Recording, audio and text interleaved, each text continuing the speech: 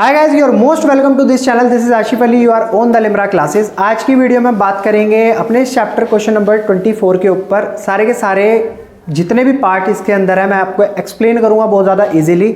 So you do not skip anything in this video, watch this video till the and. Question number 24 वो मैंने आपकी screen पर भी show करा दिया और मैं साथ ही रीड भी करने जा रहा हूँ, तो ध्यान से सुनना क्वेश्चन में क्या क्या दिया हुआ है। Amit limited was registered with capital of 5 lakh रुपए इन शेयर ऑफ 10 रुपी ईच। कहने का मतलब है इनका कि क्वेश्चन नंबर 24 में अमाउंट है 5 लाख रुपी, जिसको इन्होंने डिवाइड कर दिया है।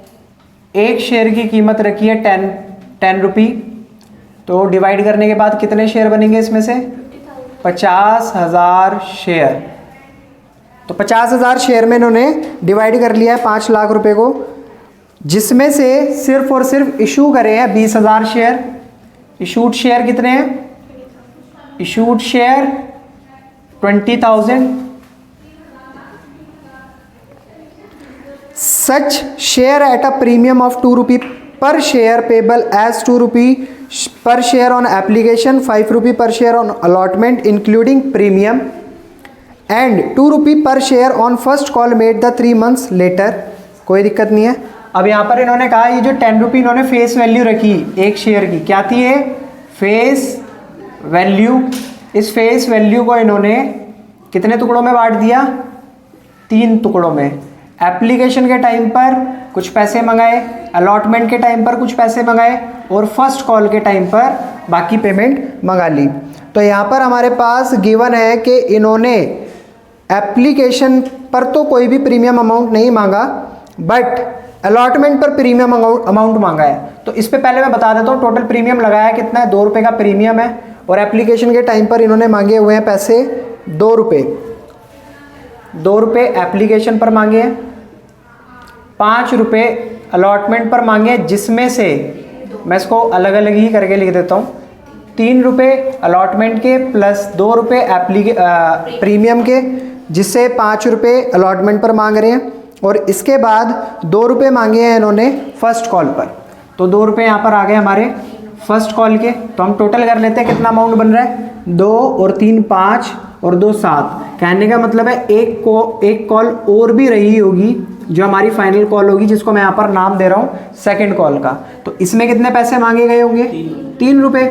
तो अमाउंट को मैंने डिवाइड कर दिया है। बट यहाँ पर एक छोटा सा पॉइंट मैं आपको अपनी तरफ से बता रहा हूँ। सेकंड कॉल को इन्होंने कोई भी क्वेश्चन के अंदर कहीं भी जिक्र नहीं करा है, तो इस वजह से हम सेकंड कॉल की कोई भी एंट्री नहीं करेंगे। क्लियर है मेरा पॉइंट? ठीक है। फिर बोला है all the money payable on application and allotment was duly received.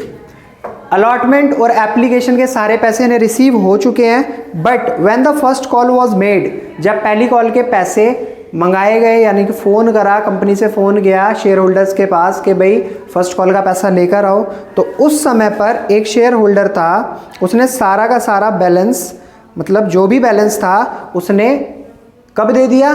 First call पर ही दे दिया। उसने सारा का सारा बैलेंस फर्स्ट कॉल पर दे दिया। और एक दूसरा शेयर होल्डर था जो कि फर्स्ट कॉल के पैसे नहीं दे पाया, यानी कि फर्स्ट कॉल के पैसे नहीं दे पाया। तो ठीक है सर, कोई दिक्कत नहीं है। तो मैं यहाँ पर एक शेयर होल्डर बना देता हूँ और इसके लिख देता हूँ कितने शेयर थे इसके पास? 300 शेयर इसके पास थे जो इसने होल्ड किए हुए थे, जिसके इसने पैसे एडवांस में दे दिए। कौन से पैसे एडवांस में दिए थे? सेकेंड कॉल के पैसे।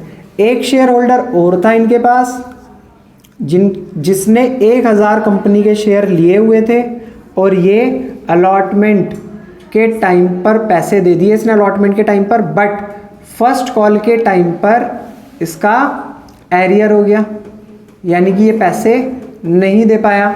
क्लियर है मेरा पॉइंट? कोई बात, कोई किसी बात में कोई डाउट? ठीक है। Pass journal entry to record the above transaction and show how they will appear in the company's balance sheet. तो हम मेरे को सिर्फ और सिर्फ किन बातों पे ध्यान देना है? सिर्फ जर्नल एंट्री पे ध्यान देना है। कोई भी बैलेंस शीट की बात ना ही मैंने अभी क्वेश्चन के अंदर बताई है। जो भी इतने पहले क्वेश्चन कराए हैं उनमें किसी में भी मैंने बैलेंस शीट की बात नहीं बताई है, वो हम आगे सीखेंगे। बट अभी हम जर्नल एंट्री को कर लेते हैं। क्लियर है? तो फटाफट से जर्नल एंट्री शुरू करते हैं।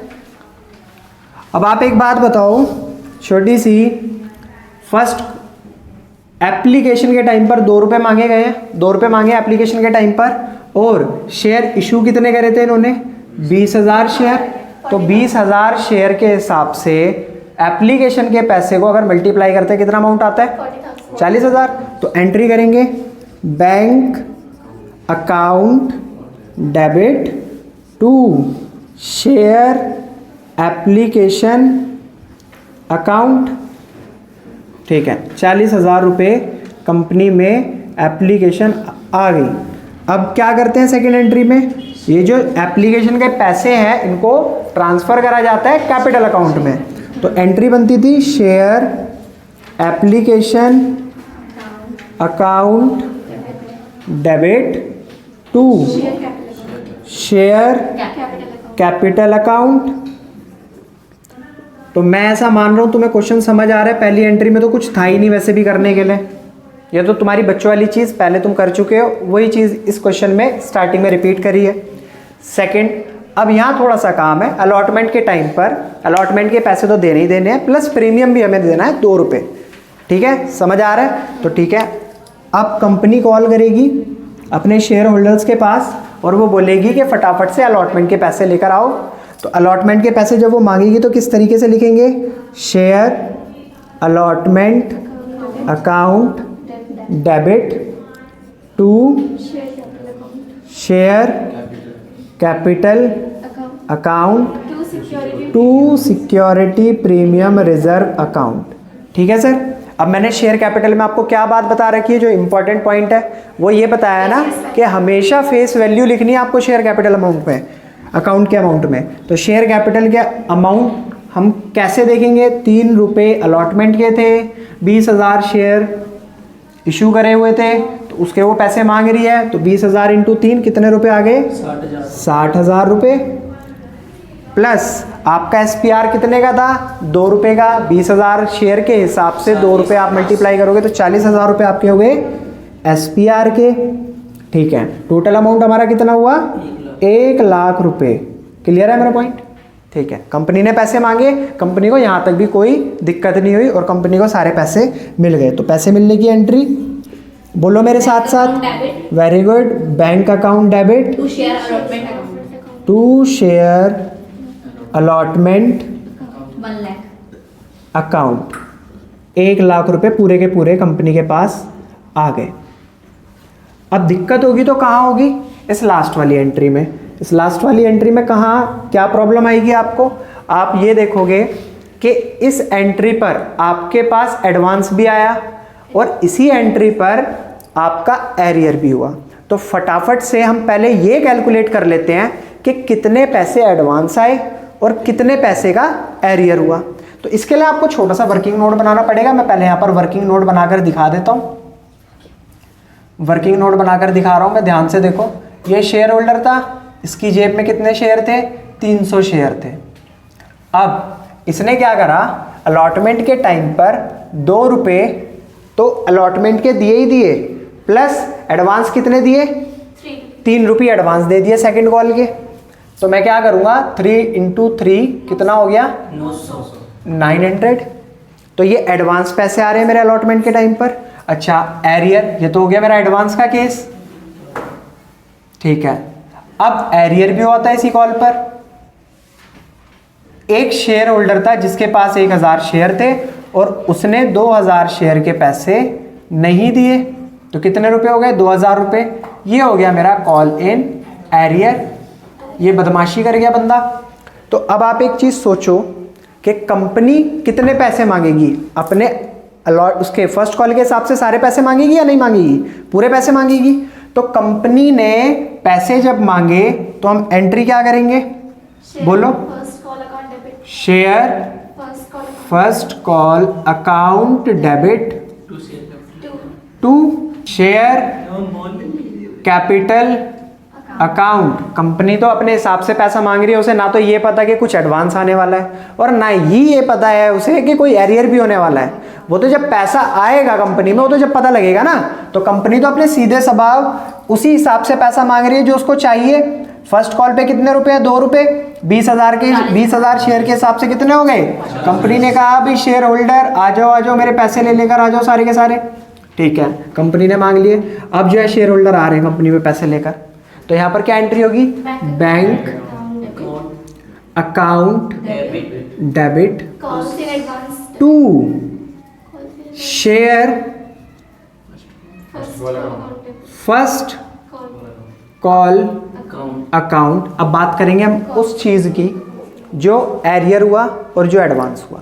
तो बताओ एरियर के केस में जो मैं कॉल्स इन एरियर का अकाउंट खोलता था वो डेबिट साइड खोलता था या क्रेडिट साइड।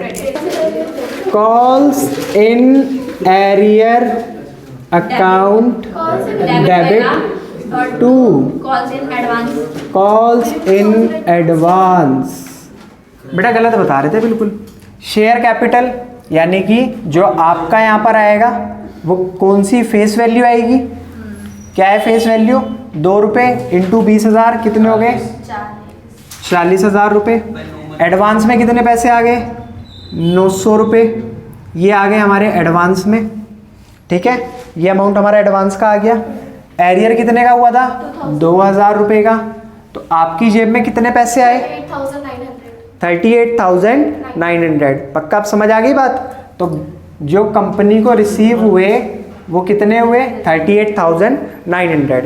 जिसको अभी भी ये बात नहीं समझ आई, मैं उसके लिए एक छोटा सा साइड में करके दिखा रहा हूँ वर्किंग नोट, जिससे कि तुम्हें समझ आ जाए। सिर्फ इसलिए हो रहा है ये।